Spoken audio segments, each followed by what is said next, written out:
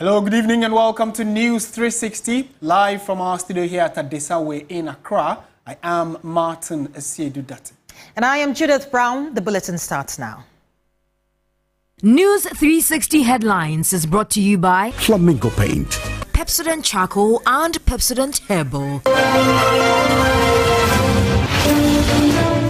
As the Ministry of Education prepares to engage stakeholders in reviewing challenges and charting the way forward, we'll explore areas that need improvement.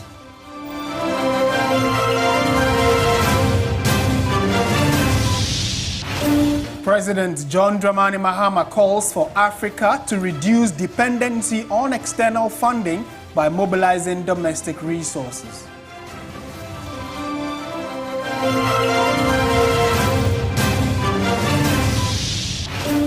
Also coming up, we'll tell you the inspiring story of 10-year-old Cornelius, who was living with spina bifida, as we encourage the public to embrace inclusivity and value persons with disabilities.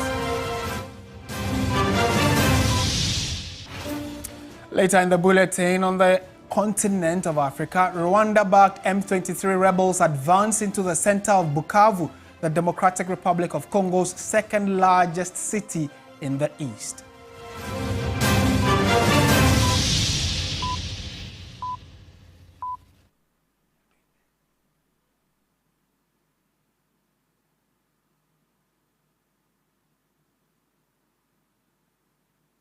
You're live around the world on 3news.com. Be part of the show. Let's hear what you make of the many stories we have for you tonight.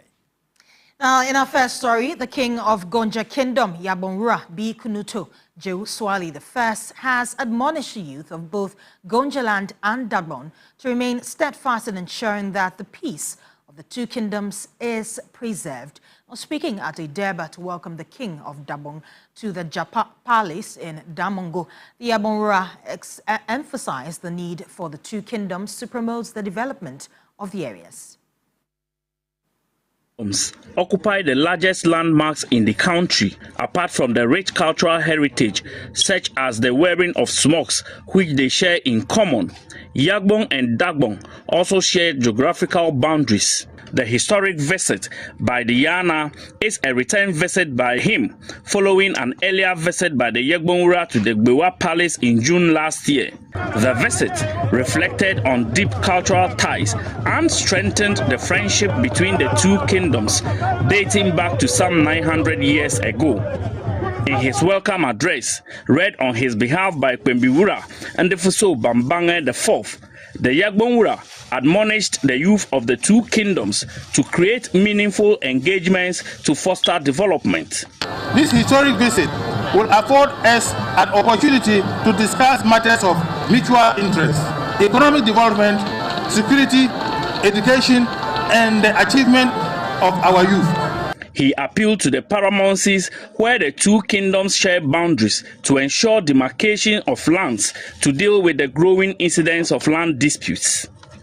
For his part, the king of Dagbon, Ndanyana Abukari II, called for collaboration through education, tourism, economic empowerment, environmental conservation, and sustainability, as well as security. Let us preserve and celebrate our rich cultural traditions, recognizing the need to protect it from adulteration by foreign cultures.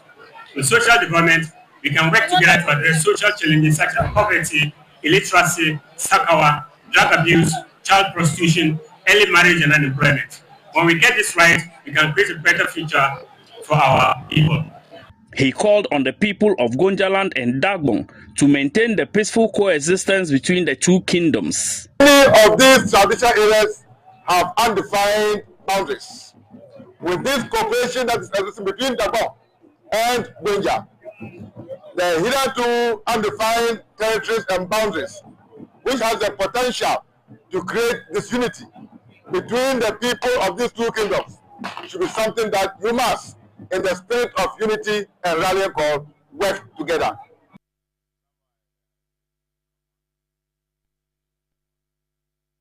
Let's do some education now, and the Ministry of Education will start in this week begin reviewing the challenges in the education sector. While the forum will focus on education financing, the infrastructure gap, and the role of teachers in transforming education for a sustainable future. Chairman of 8-member Education Planning and Review Committee, Professor George Odro, has been speaking about this particular conference. When you have the right data that you can plan to ensure that the teacher's time is used appropriately and rewarded appropriately. In whole, we have panel discussions that will involve parents, involve students, involve parents. So we have planned the thing in such a way that every person, every category of people, including parents, will have their voice heard. How do we meet the needs of learners? Especially if we reference the senior high school, free senior high school, how do we ensure that we sustain funding of the secondary school so quality, equity within the context of access, or access indexed quality and equity are achieved? We need quality people who would develop quality issues, come out holistically developed. The heart balancing the heart with the head and the hand, so that we get the Ghanaian we want.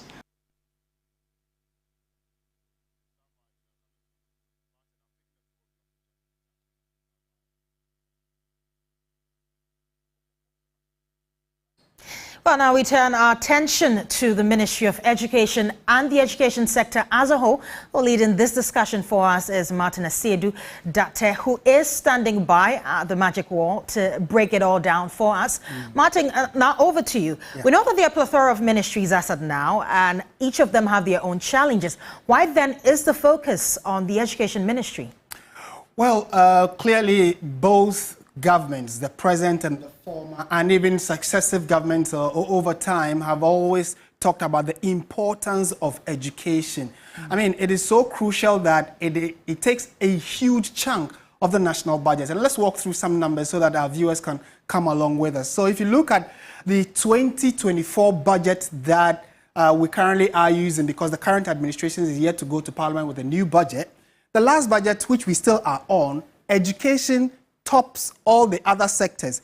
29.5 billion Ghana cedis is how much government allocates to education. Simply tells you the importance successive governments place on education. And this is also very important because, I mean, in the last administration, they were talking about free senior high school, which was a major campaign promise that brought the NPP into power.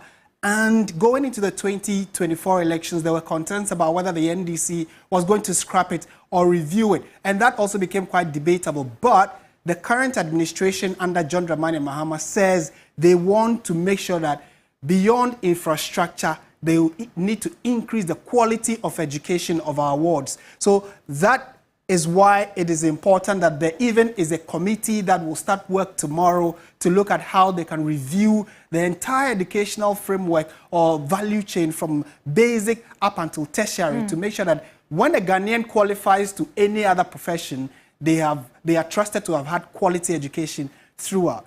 And again, this is very important to pay attention to. Over the last several years, from 2012 that is, education budget has increased exponentially. And you can tell from what you see on your screens that from 2012, the budget for education was 5.7 billion Ghana cedis. As at 2024, we are talking about 29.5 billion Ghana cedis. That's almost 30 billion Ghana cedis out of the quantum of our expenses going into solely education.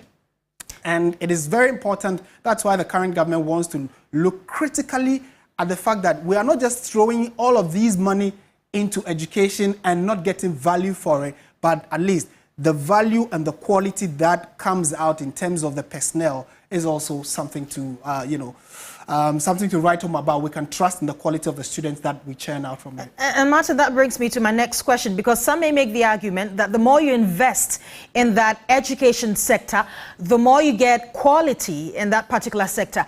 Looking at the trend, right now we see 29.5 billion spent over the years on this education sector. Do you think that this really is the case?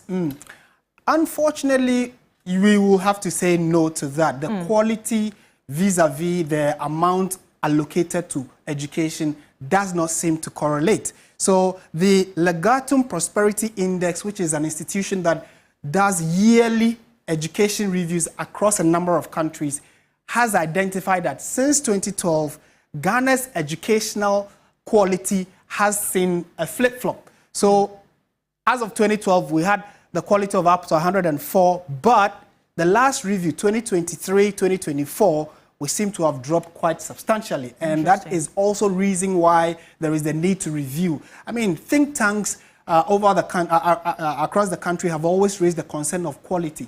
Yes, the NPP government's strategy of the free senior high school policy increased enrollment and a number of people going into our various second cycle institutions and indirectly into the universities. But the concern about the quality almost always comes up. So parents are worried, teachers are worried, and this graph clearly tells us that the quality has also been dropping. That is why it buttresses President John Dramani Mahama's call for a review of the education sector. And on the back of that, I think we also need to put into perspective what the key challenges are, for which reason the quality is dropping. And a number of them, clearly you can see that approximately 2.3 million students in public basic schools lack a very basic thing like desks. Here at TV3 and on major media general platforms, we have talked about the quality of education, especially in rural areas where you have people sitting under trees, some lying on their bellies, and still the quality, I mean, without that kind of infrastructure, it even makes access difficult. Second issue they raise, huge infrastructural deficit that has increased the number of students under trees to over 5,000 plus. And this has been, I remember as far back as former President Jerry Rawlings's time was when they wanted to reduce or eradicate schools under trees. It has not been completely wiped out. Maybe some, we can say significant impact has been made in that regard. We have made some improvement, but still there is more room for improvement. There's also lack of textbooks. And the shocking part is that 6 years after the introduction of a new curriculum, we still don't have the basic requirement of textbooks for the students to use. I personally covered this particular issue, and I visited a number of schools that lacked textbooks. And I mean, they were about to write BEC at the time, and these BEC students were telling me that they didn't have textbooks to learn for that BEC. I'm still wondering how we got quite a number of good results, but well, it's a big challenge. Yeah, it raises that same, I mean, it buttresses that same concern of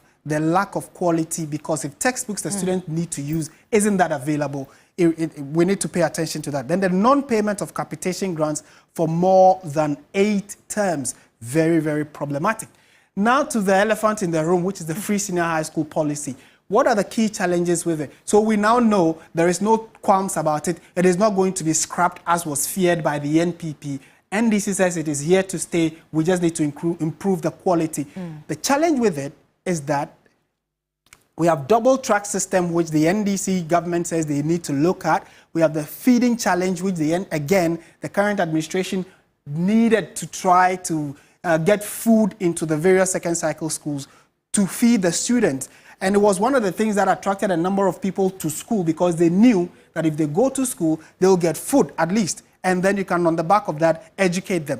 Inadequate infrastructure, we've talked about that. Misallocation of intended funds. So there is a concern about all funds allocated. Do they go to the right places? Do they, achieve the intended purpose for which they were released? That's another very major concern to look at. And then private senior high schools are currently under siege, because it looks as though government's decision to pay particular attention to government schools is one of the key things that the private schools are concerned about. Right now, basically, if you can give us finally an overview, basically, of what we are expecting in the upcoming forum that is happening next week. Yes, so I mean, let's now look at the specifics when it comes to how many institutions we have that we're going to be dealing with in terms of what the committee that have been put together will be looking at. Right. So we know that primary education across the country, we have in excess of 5.9 million students or pupils in primary education or primary level education. The number of primary schools, public primary schools that we have, 43,329. That's quite a number across the country, almost 44,000 primary schools. The number of teachers that teach in these schools, we're looking at almost 300,000 teachers, so 285,895. And when you strike out the average student to teacher ratio in the primary school, we have 1 teacher to 21 students. And this is data that we have sourced from the Ministry of Finance and the Ghana Education Service and put together by our research desk. Now let's look at the second cycle institutions, so senior high schools and then technical and vocational education institutions. The total number of second cycle schools we have in the country are about 947. That's quite a number. And the number of students in, and this is data for 2024, the number of students in these public sector second cycle schools, 1.3 million students. The number of teachers teaching in second cycle schools, almost 70,000, that's 69,915. And if you strike out the average again, we have 1 teacher to 19 students. So you are hoping that we need, I mean, if this is anything to go by, then the quality must be improved as well. And in a jiffy, we'll be speaking to Peter Pate-Anti, who is one of the key voices and advocates when it comes to issues of education, especially primary and tertiary and basic education in the country. But now let's look again that beyond basic and secondary, we also have tertiary institutions that are public, so clearly government funding goes there as well. These are the number of universities we have in the country and its breakdown. We have 15 public universities and 94 private universities. That's quite a number. Technical universities in the country, public, we have 10 public technical universities, and it's in the previous 10 regions. Now we have 16 regions. Colleges of education are 46. We have 3 colleges of education which are private. Specialized teaching institutions, we have 8 of them. Public nursing, midwifery, and allied health training colleges, we have 89 of them, and then 9 of them are private. And then colleges of agriculture, which is this one is sector specific. We have 3 colleges of agriculture and then 1 private one. And a total of the public education institutions we have in the country is 171 of them in total and 107 for private institutions. So that's just a general overview of the institutions we have in the country. And clearly, we'll look at why it is important that the state, the committee put together will be reviewing all of these and also focus on quality. Now, so let's probably get some expert opinion on all these data that we have shared with you. Peter Pate-Anti is the Executive Director of iFirst. He's joined us for a quick chat. Mr. Pate-Anti, good evening. Thank you for joining us on 360. We know tomorrow is a crucial day. I'm sure you are one of the key individuals who will be invited to share your thoughts on how Ghana's education can improve. But on the back of that, what are your initial thoughts on the fact that at least this government has decided to put up a committee to review generally Ghana's education and hope to improve the quality of teaching and learning?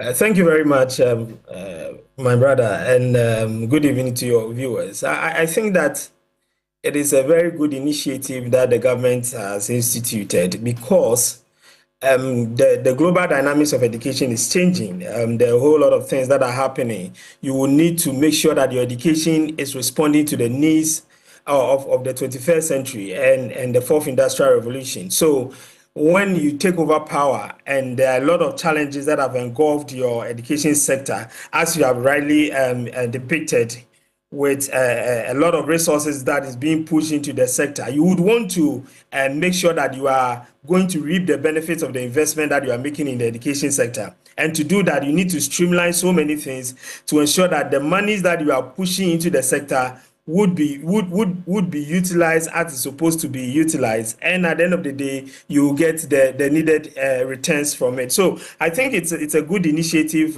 We need to do more of this going forward and ensure that we are really getting value for money in terms of whatever it is that we are doing in the education sector. Right. And Doc, where should the committee start from? Are we looking at maybe infrastructure, or maybe the teaching, where we're looking at quality teachers, or generally where these students come from and what we can do to improve them? And should they focus on secondary, primary, tertiary?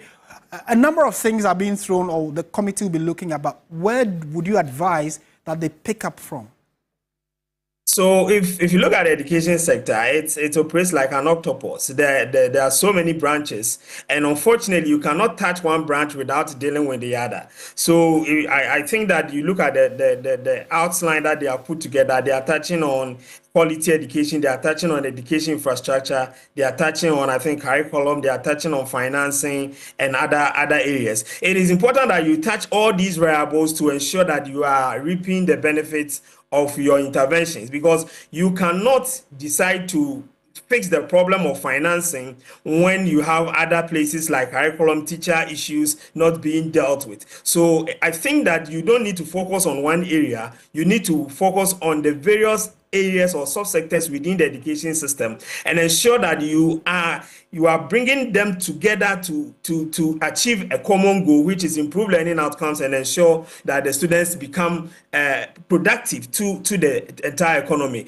Again, in terms of level, I think that you cannot pick and choose, because you need a very solid foundation, which is the basic level, to be able to build on at the secondary level. You need a very good secondary education to be able to ensure that those at the tertiary level, those who are moving to the tertiary level and those who are going to the world of work, are adequately prepared for the task ahead of them. So you need to touch all levels, and I think that is the understanding that I've had in terms of the preparation towards the program coming this week. Yes, so every level will be touched, every important aspect of the education system will be touched, and I think at the end of the day, a comprehensive idea as to the focus of our education will be presented to the people of Ghana. Dr. Peter Patianti, thank you for your time and thoughts as always. Certainly in the next few days, we'll be engaging you further as we also review and analyze what the committee will be doing in the next few days as they seek to review Ghana's education sector.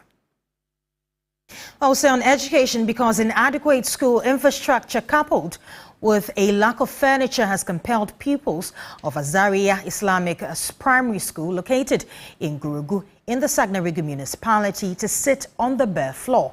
My colleague Christopher Mwako has more in the following report. Istakafato Azaria Islamic Primary School was established in 2007 by a private individual as a private Islamic school. In 2018, the school was absorbed by the Ghana Education Service. Currently, the school has a student population of fewer than 300 pupils, ranging from kindergarten to primary 6. Despite being absorbed by the government, the school has not received any major intervention. The school is faced with inadequate infrastructure, insufficient staff, and a shortage of teaching and learning materials. Structure is one of our main challenges. We don't have enough classrooms for the school. So because of that, we have combined some of the lower classes, especially KG1 and KG2 are combined in one class. Primary 1 also we have a challenge. And our basic 4 is in one uncompleted building, not even for the school. Somebody have to lend us his uncompleted building for us to use it as a classroom for business. As a result, school enrollment has been affected and many children are deprived of an effective education due to these challenges. Deficit of furniture. The students lie on their bellies to write. They sit on the floor to listen to their teachers, and when exercises are given, because of lack of furniture, they lie on their bellies to write. Because we don't have furniture in our school uniform gets dirty, and our boots too also get dirty. The Sagnarigu Municipal Assembly and other stakeholders in education must take immediate steps to improve the infrastructure at the school to address the challenges faced by both pupils and teachers. We want to plead if we can get furniture, we can get tables and chairs for the teachers, and then infrastructure, as I mentioned. Across rural Ghana, this issue is not unique to Istakafatil Azaria Islamic Primary School. Many rural schools face similar challenges, such as overcrowded classrooms, inadequate facilities, and limited access to educational resources. These conditions significantly impact the quality of education and prevent students from reaching their full potentials. Still, a lot of schools with dilapidated school infrastructure. There are even so many other schools that are run under trees and some under makeshift environment provided for by the local communities. And yet we pride ourselves as a country that has a decentralized government system that seeks to bring governance to the doorsteps or to the local level. Now, President John Dramani Mahama has called for African self-reliance in finance and development. President Mahama was delivering the keynote address at the Heads of State and Government's Breakfast Dialogue at the AU Commission headquarters in Addis Ababa, Ethiopia. Your Excellencies, addressing the financing gap requires a multifaceted approach. Domestic resource mobilization is crucial. By improving tax administration and combating illicit financial flows and encouraging a culture of tax compliance, we can significantly increase our revenues. We applaud the African Union Commission for its proactive role in providing capacity building to member states at the continental level and advocating for fair and equitable international tax rules at the global level. The ongoing work on the United Nations Framework Convention on International Tax Cooperation is a critical step towards eliminating base erosion and profit shifting, thus protecting our national revenues. However, domestic efforts alone will not suffice. It is projected that African countries need to increase their median tax to GDP ratios by about 13.2 percentage points to 27.2% of GDP to be able to close the financing gap by 2030. This highlights the need for additional innovative financial resources and reform of the global financial architecture to ensure equitable and inclusive distribution of resources. Let's head to Parliament now. And Ghana's Parliament continues to attract attention for the wrong reasons. If it's not near brows among members of Parliament, it's the use of unsavory language and words against one another, putting the dent on the image of Parliament and the Ghanaian people. Evelyn Tingma in this report investigates the causes of the growing indiscipline and lawlessness in Parliament. There is growing concern about the increasing number of young and inexperienced MPs being elected to Ghana's parliament. While some acknowledge the potential of young lawmakers, others emphasize the importance of retaining experienced MPs to uphold the quality of parliamentary debate, governance and discipline. A cross-section of the public is worried that there is a breakdown of discipline in parliament which must be addressed. Over time, discipline has been a concern.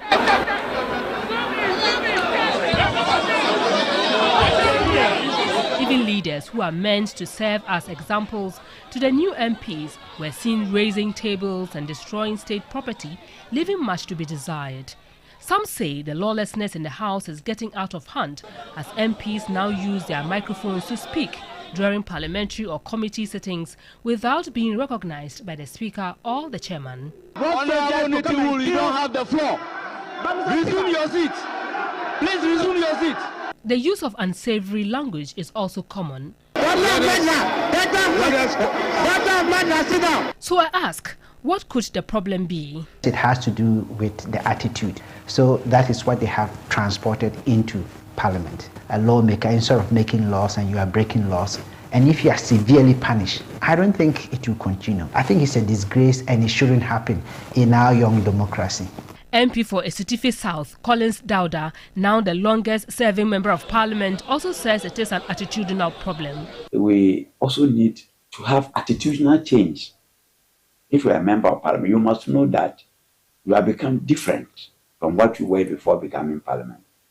Now, everybody watches you. And so you must conduct yourself in a way that is honorable.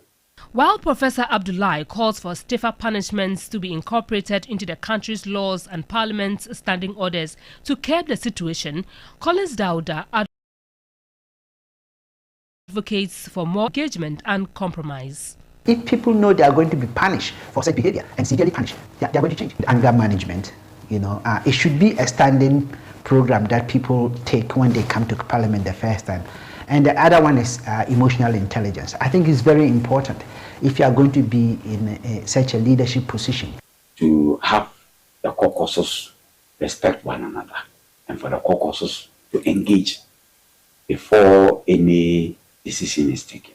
Leadership on both sides can organize a workshop to educate members, particularly the new ones, in order that this does not occur. Former MP for Subin, Isaac Osei, says the recent happenings in Parliament reflect society. What goes on in the wider society, and no comments at all from the authorities or those who are in charge of securing, our country. And it all started also recently with respect to the 8 or 9 constituencies which were in dispute, where people felt emboldened to go to these centers and disrupt proceedings.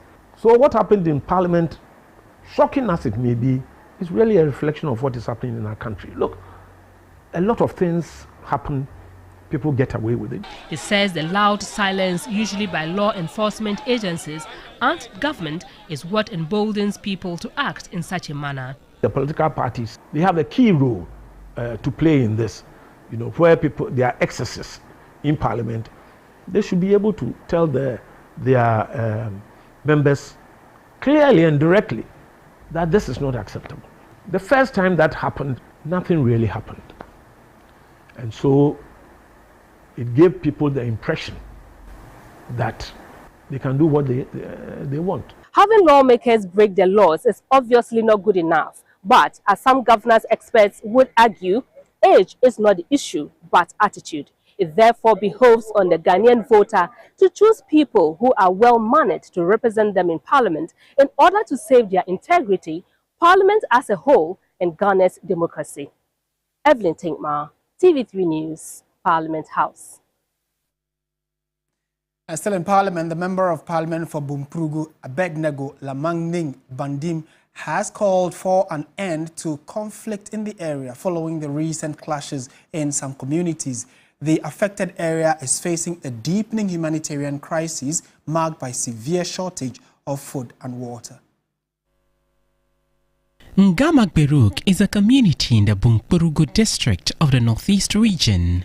The area remains deserted following a violent clash that left several people injured and numerous properties destroyed. During a visit to displaced residents, the Member of Parliament for Bunkpurugu, Abednego Lamangning Bandim, travels to the area to first and assess the plight of the affected communities.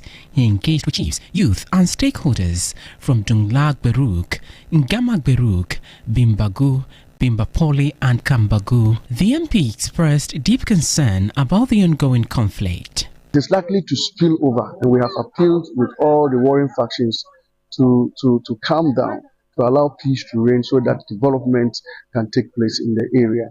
So I'll be here for 3 days to further assess and meet with stakeholders who I believe will help calm the situation now.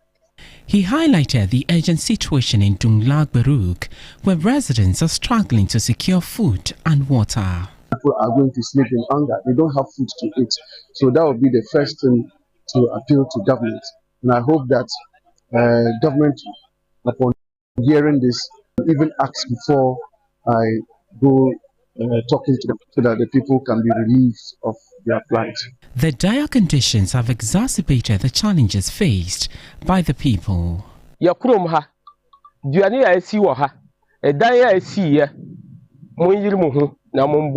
Help us reconstruct our burnt houses and help bring peace. Most of our people have absconded to the bush.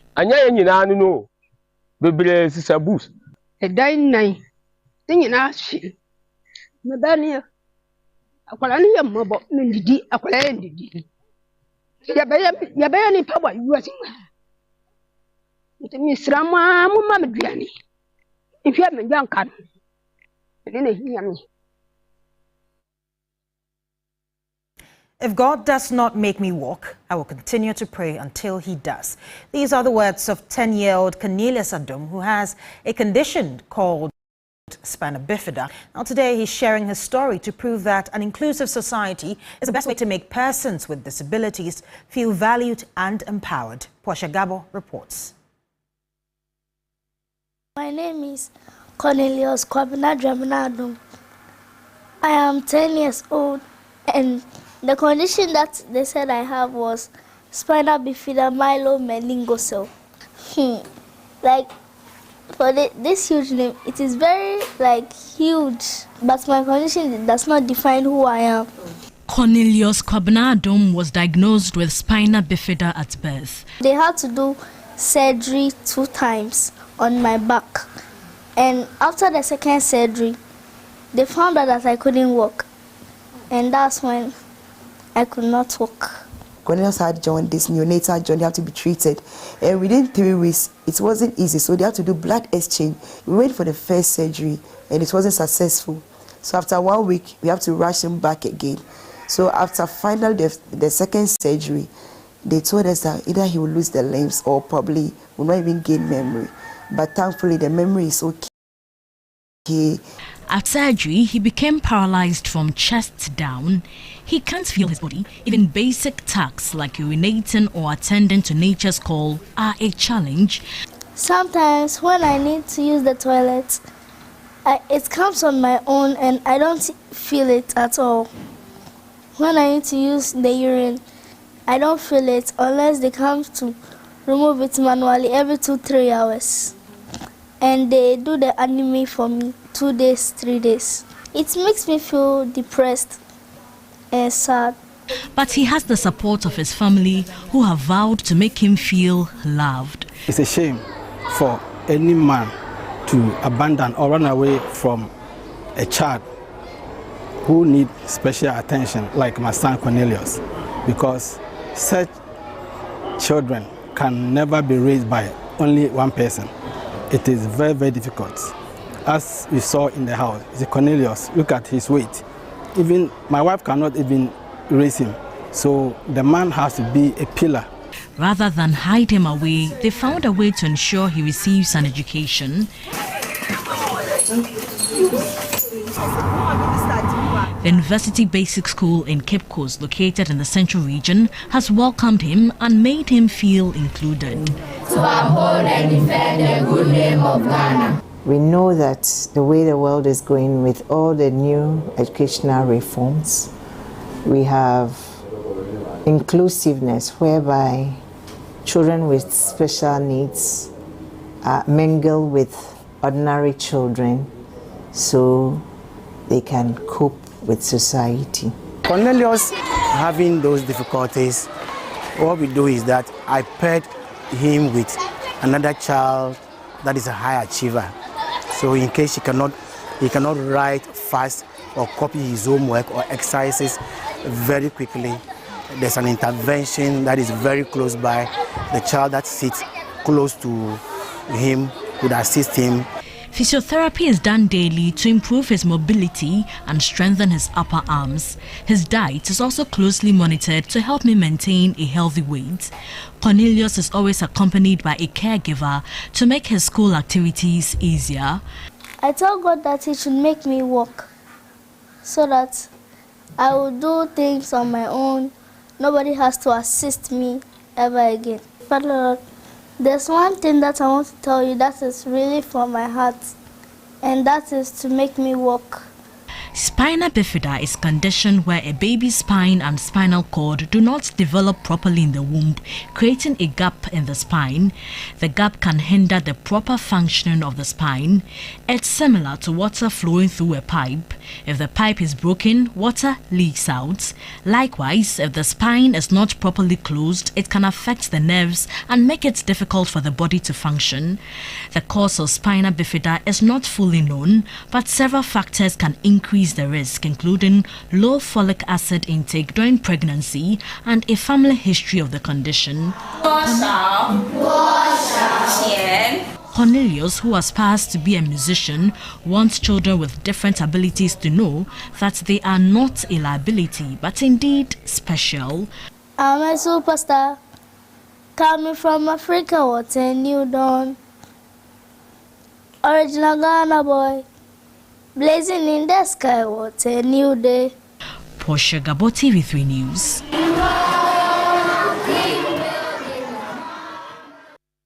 We wish him all the best in his endeavor to walk again. Hopefully, one of these days, we'll see him walking. Still on health-related issues, though, with about 100 cases of burns recorded at the burns unit of the Korle Bu Teaching Hospital, children make up between 60 to 70% of the cases. In this report by my colleague Ikwia Oforiwa Dako, the rise in burns cases at the Korle Bu Teaching Hospital is becoming alarming, requiring the urgent need to enhance the expertise of healthcare professionals in managing burns and reconstructive surgery cases in the country. Having been admitted for about 10 days at the burns unit of the Korle Bu Teaching Hospital, a 3-year-old referred from the Volta region is battling for survival after falling into hot water. His mother, Esther, recounts what led to her son's current state and how his referral has become both a financial and emotional burden, coupled with the pain her son is enduring. He was playing with the elder brother and accidentally fell into the water. So it's never been easy at all. Very stressful, sleepless nights. If they can establish burns units in other regions, Volta, we don't have any. So we'll be very glad if one is being put up there so that we will not have to travel all the way to this place. Sarah Tego's 3.5-year-old is also suffering from multiple degrees of burns. She said her son's deep burn is traumatic and the cost of treatment is also taking a toll on her family. I was drying clothes when I heard a noise from the room that he and her sister was crying. So I rushed inside and I found out that they were fighting. The sister is the eldest. She said this one pushed her first, and she pushed him, and he fell in the stew of pot's fire. When they were washing it in the emergency, I can't stand it. It was painful the way he was crying, and even the cost. A 13-year-old also admitted to the burns unit at Korle Bu is recovering from total surface burns caused by using a highly inflammable product, hand sanitizer, to light coal fire. Burn injuries among children have emerged as a significant global public health concern. During a routine checkup at the burns unit, the news team engaged the Deputy Chief Nursing Officer of the burns unit at the Korle Bu Teaching Hospital, Safwa Ompong, about the rise in pediatric burn cases. Some are negligence on the part of the parents, and some children are very curious, so they are always fidgeting with everything they find. They are always going around looking for other means just to play.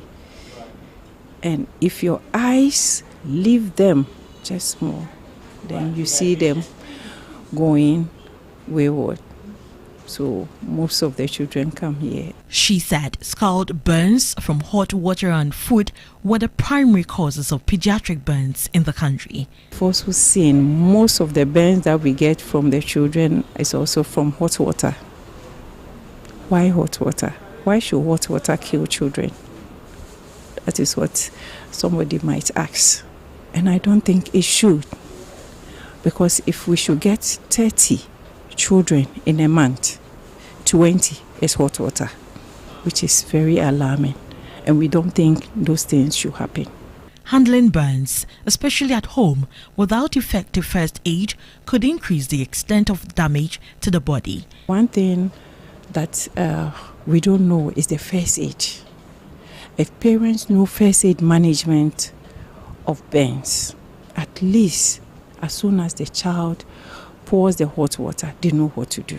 If the first aid management is done well, the burns will not become big. Like somebody will say, a small burn will become a small burn. As one of the busiest centers at the Korle Bu Teaching Hospital, the National Reconstructive Plastic Surgery and Burns Center treats all types of burns, particularly severe cases, traumas and ulcers. Due to the critical nature of burn management, the second and third cohorts of nurses from across the country and other parts of Africa have been trained in a one-year modular program at Korle Bu Teaching Hospital to manage burns and make critical decisions related to plastic and reconstructive surgery. For plastic surgery, when you get an accident and it's a deep burn, which we learned, when you come over to plastic surgery, you have grafts.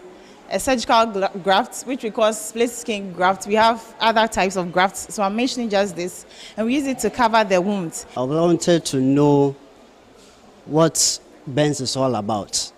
So with the course, we learned about what causes burns and the various stages of injuries that comes with burns, and what type of patients wouldn't need surgical interventions. The director of the National Reconstructive Plastic Surgery and Burns Center at Korle Bu, Dr. Opokowari Ampoma, said that without nurses, no specialty can advance. The center introduced the one-year comprehensive training program to help advance burn care. We felt that then we have to do something about the lack of specialist expertise in the area of nursing when it comes to burns and plastic surgery, because you go to theater, go and perform a complex operation. If the nurses are not the same level to appreciate how to handle the patient, then all your work is not going to yield any good outcome. And so we decided to look for means to get this course on board. Globally, burn injuries have been identified as a leading cause of morbidity and death among children. There are approximately 1,500 severe burn cases in Ghana annually, and a significant fraction of these burns occur during large-scale disasters.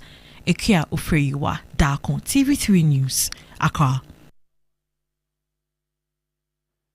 You're also watching News 360. We'll be back with more stories. Do stay tuned.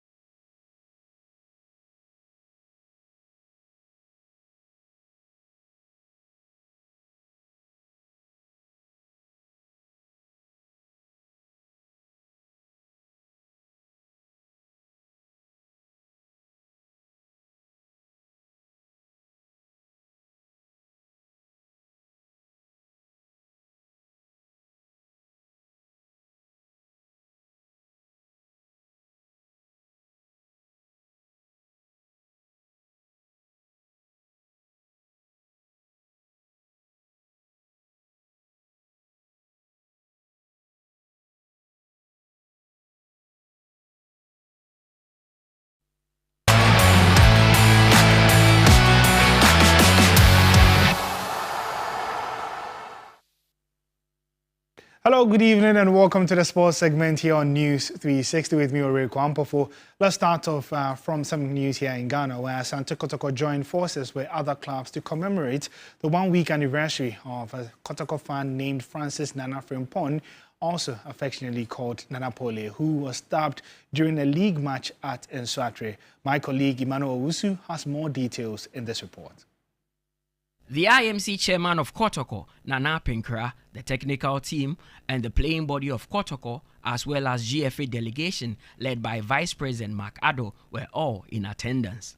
Supporters from various clubs, including Hahatufuk, Bechem United, Ashanti Gold, and Gold Stars, joined Kotoko to commemorate the 1-week anniversary of an Asante Kotoko fan named Francis Nana Frimpong, also affectionately known as Nana Pole. The late Pole's family, including his wife and 4 children, could not hold back their sorrow. Asante Kotoko's communications director, Safuduko, says the club is overwhelmed by the support exhibited and reveals that the club are satisfied with the FA security measures which were approved by the Executive Council. We are overwhelmed with the huge attendance.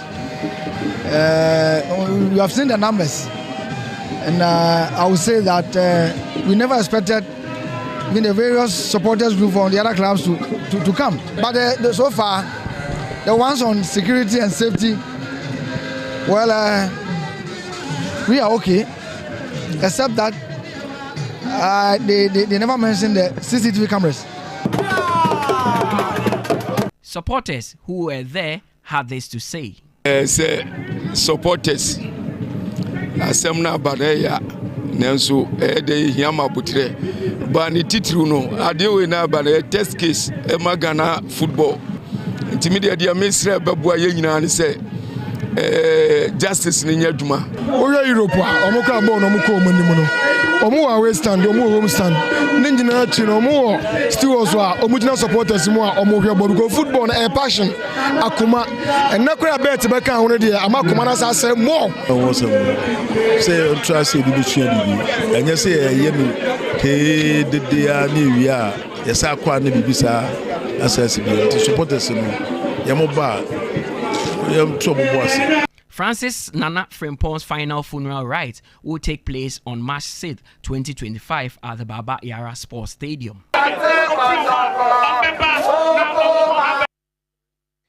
May the soul of Francis Nana Frimpong continue to rest in peace. Let's do some more stories where the Black Queens are gearing up to face Morocco in an international friendly match on Friday, February 21, 2025 at the Pere Jago Stadium in Casablanca, and have already departed Ghana. This encounter is part of the February FIFA window and serves as a crucial preparation for the upcoming Women's Africa Cup of Nations tournament in July. The team, under the guidance of new head coach Kim Las Boykegren, is focused on enhancing their performance and securing a positive result to boost their chances of advancing in the WAFCON. The friendly also provides Coach Boykegren with an opportunity to assess the current squad and newly invited players.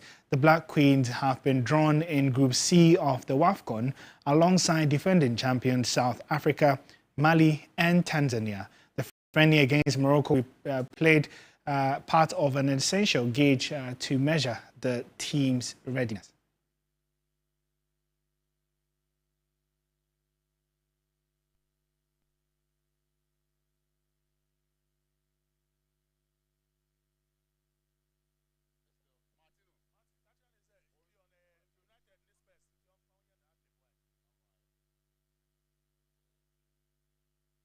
Let's head over to the Premier League, where Tottenham Hotspur completed the double over Manchester United for the first time in its history after they beat the Red Devils by 1-0. A first-half strike from James Maddison, who benefited from a rebound in the penalty area, sank Ruben Amorim's men to... Tinker's delivery, Son waits for it. Belival, saved by Onana, following in is Maddison to score. Bullseye. And Postecoglou celebrates An extremely important win for him as Tottenham beat Manchester United home and away in the league for the first time in over 35 years. It's a very huge result for Tottenham Hotspur, but a lot of questions remain for United and Ruben Amorim. You can get reactions of that game as well as all other sports stories on our social media handles. At 3 Sports CH, my name is Oreko Ampofo. Entertainment News segment is brought to you by Napa Foods, Heaven Black Insecticide Spray and Coil, powered by 3 Entertainment.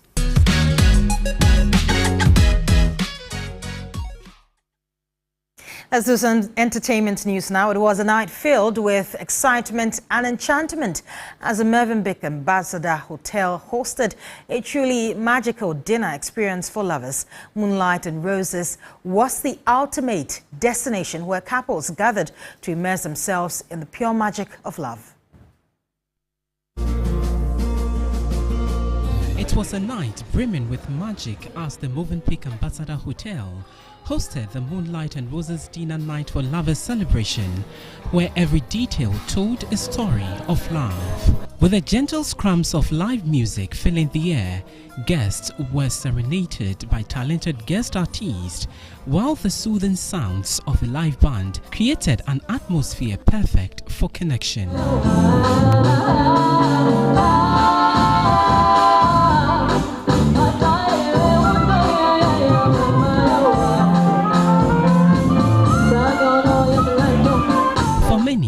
It was more than just an evening. It was an experience that captured the heart of romance.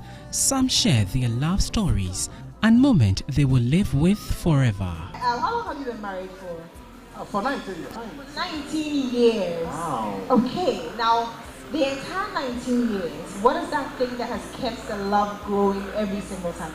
It's all about love and trust. That is it. I trust my wife and I love her so much. That is what keeps us happy. We're saying, keep it going, you know. So this is the 19th year. So next year we are doing 20 years anniversary. Yes. Please do leave our numbers so that you can invite us. Moonlight and Roses was a beautiful pause, an evening of celebration, romance and love that will echo in the hearts of all who were lucky enough to be part of it. It's been so wonderful with our lovely guests coming to have this program with us. It wasn't easy putting things together, but at the end it was successful and beautiful. Lovely guests, we will be waiting for you next year so that you come and dine with us, enjoy with us, and have fun with us.